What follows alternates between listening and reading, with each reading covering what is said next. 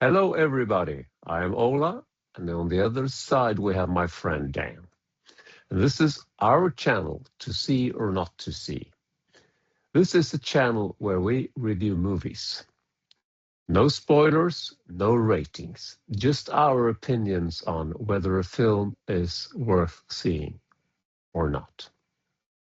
Today's film is Companion, and it's a movie about a group of young people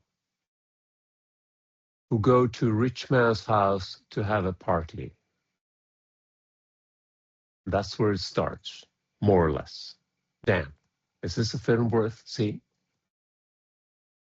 Yeah, this is a very special movie. The theme is very special, outstanding, in my opinion. I can't say anything about that without spoiling. I'm sorry for that. The theme is excellent. The movie is thrilling. It's a must-see movie. But listen here, it's not well executed. Boring first 30 minutes. Nothing of importance happens. Confusing chase scenes in the forest. The plot is too weak, not so well acting, but still a must-see movie. Can't say anything without spoiling. With more money put into the production, this could become an excellent, extraordinary movie. But do you think it's worth seeing, Ola?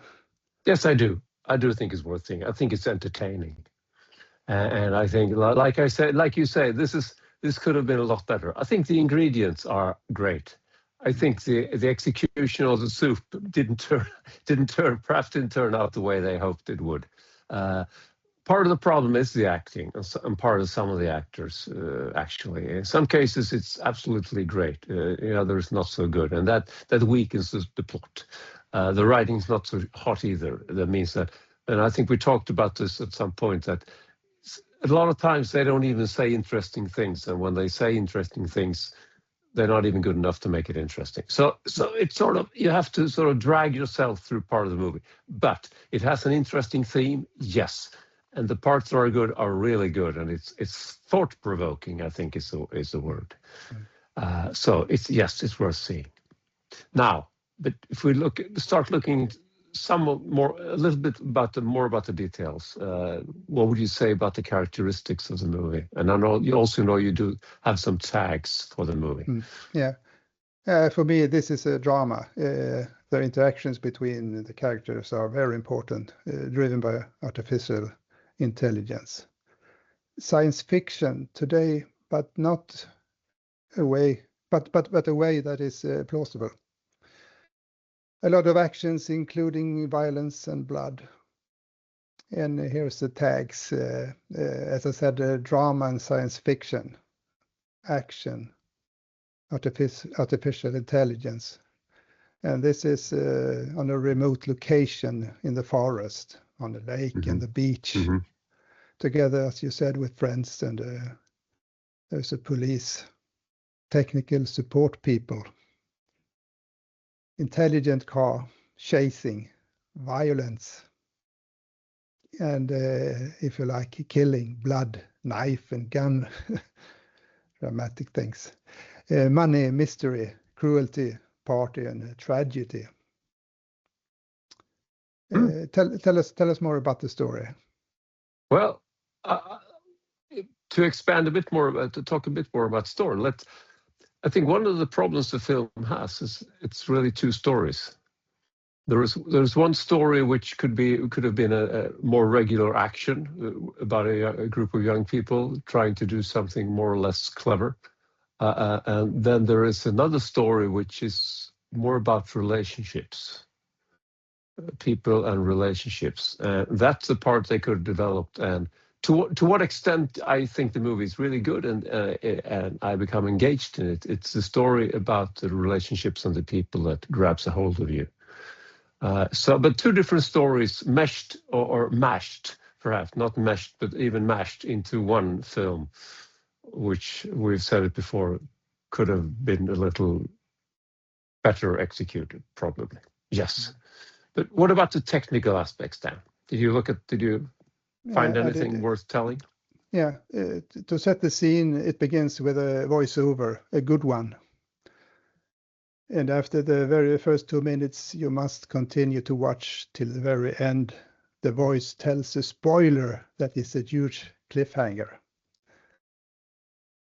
A very good technique to get your attention from the very beginning.